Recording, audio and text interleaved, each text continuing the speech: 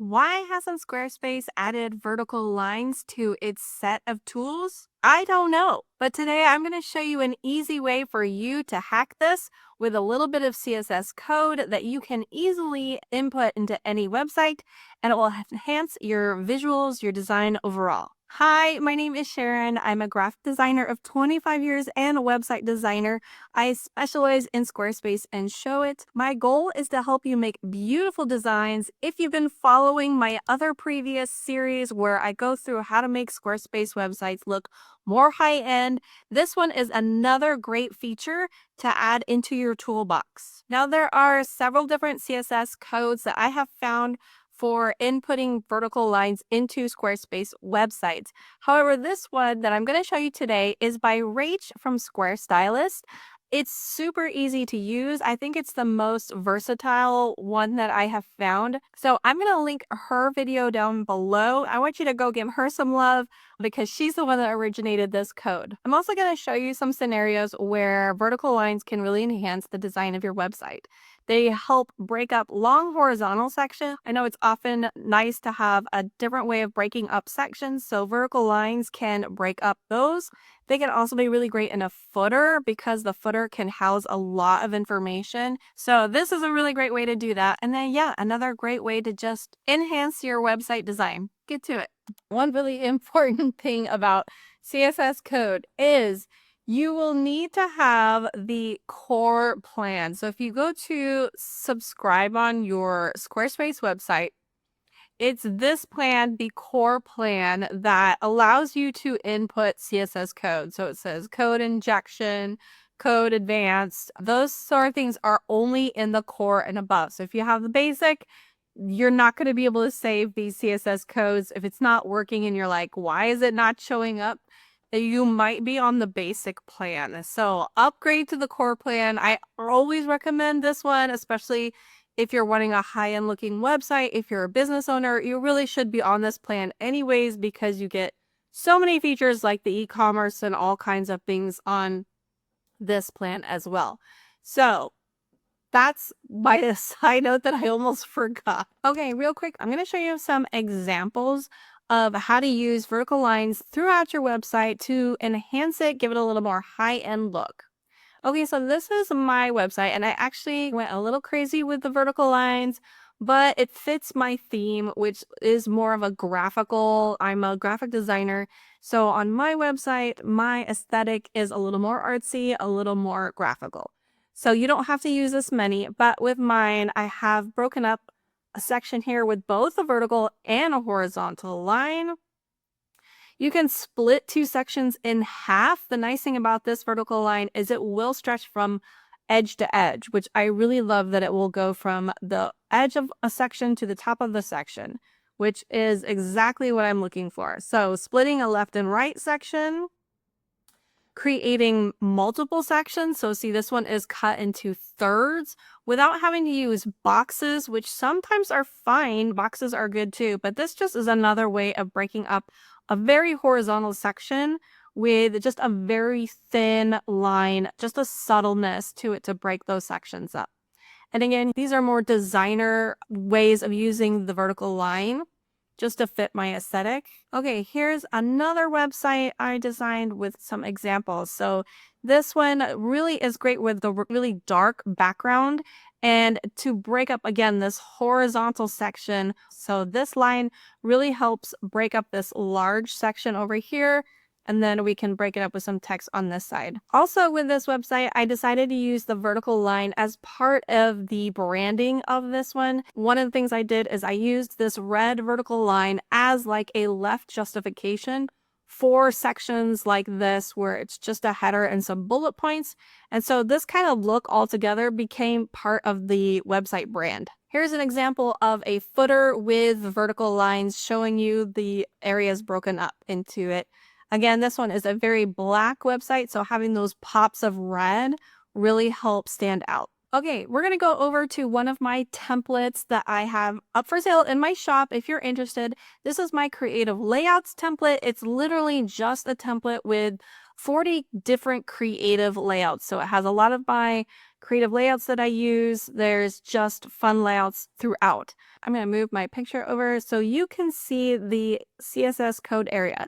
So you have to be in the pages section to see where the CSS code is. Now we are in 2025. The Squarespace has moved the location of the CSS code several times. So as of right now, it's under pages. Scroll all the way to the bottom, and where you see this custom code, click on that, and then you'll see custom CSS.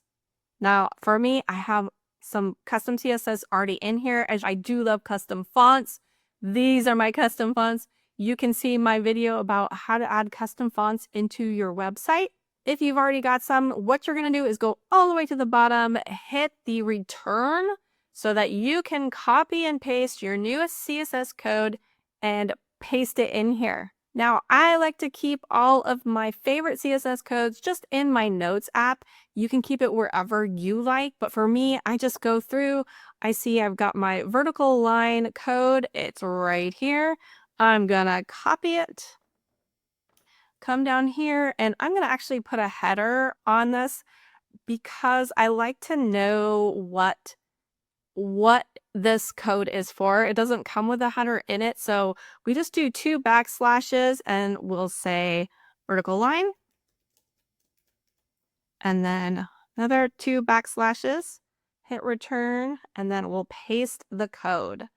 So now the code is in there. Now, what this code is doing is basically taking a shape, and I'll show you how this works. We're going to say save, go back to our pages just because we want to see our regular dashboard here.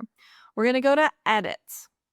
So what this code does is it basically utilizes the least used shape tool. So if you go into new section, we'll say add block. See this shape option. Now, once you have a shape, it automatically comes up with a square, but you can edit this. So we go to the pencil icon, and if you click on the square shape, you'll see there are a plethora of other shapes that you can use. If you scroll all the way to the bottom, the least used one is this keystone shape. I don't know if it's the least, but it's at the bottom, so we'll say it's the least. I would say a lot of these I would not use. Some of these are pretty funky, but the keystone one is at the bottom. So if I click on keystone, you will see it has magically turned into a vertical line. Hello! So it automatically defaults in color. If you want to change the color of the vertical line and you try changing the color right where it says color, that's actually not going to change the color. You have to go to stroke, make sure it's on the line stroke, because this is no stroke. Okay, so then there's stroke, and then click stroke color, and then you can change the color here with your palette, or you have the option of doing custom colors outside of your palette as well. But we'll say the yellow one. When you're done, you just click off, and then you can pull it to the top and the bottom of your section. If it's not going to the top of your section and you want it to go to the top of your section, that's because you have some spacing built into your section.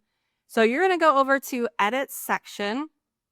The nice thing about having spacing at the top and the bottom is it prevents you from going too close to the next section. If you don't leave some space, sometimes text and photos can be too crammed. So it's nice to have some breathing room between your sections. But if you know what you're doing, we're going to say, yes, we know what we're doing with adding some spacing. You can create the height.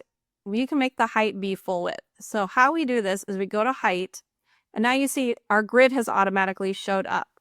It shows you that the grid is still not going all the way to the top. There's some space at the top and the bottom. So we're going to click these 3 dots, and you'll see it goes all the way down to 1.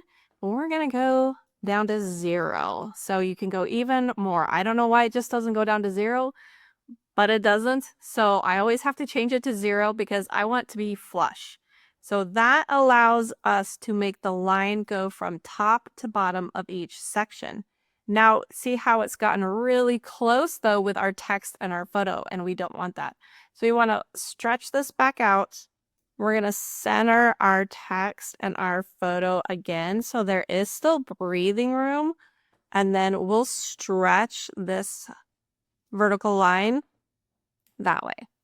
And see, you can move it anywhere you like. If you like smaller sections and you just want it to be just like a hint of a line. The nice thing about these vertical lines too is they help draw the eye down. So see how we have so many horizontal lines with these sections that we're adding. These vertical lines help guide our eyes downwards. And so that's going to keep people scrolling, which is what we want. We want people to stay on our website and keep scrolling. So you can get creative with this. If you would like to thicken the line, if it's too thin for you, you can adjust it in the custom code. So go back over to the CSS area. Okay, scroll down to your code that you just pasted. I know it's a bunch of confusing words in here, but you're going to find the words that say width 1 pixel content. So see how it's even bolded a little bit here? So we're going to say, instead of 1 pixel, just delete that 1 and we'll put 2. It did make that shape initially, but don't freak out. It'll fix itself. And you can see it's thickened up a little bit. And if I hit 4, it's even thicker than that. So you can play with the thickness in the code itself. If you feel comfortable doing that, just make sure to hit save when you're done. Now, let me show you how this looks on mobile view. So if you hit up the top, you've got desktop and you've got mobile. So click on mobile view and you'll see it automatically converts the vertical line to a horizontal line, which is good. This is what you want because the vertical line just would not work in mobile view. There's just not enough space horizontally.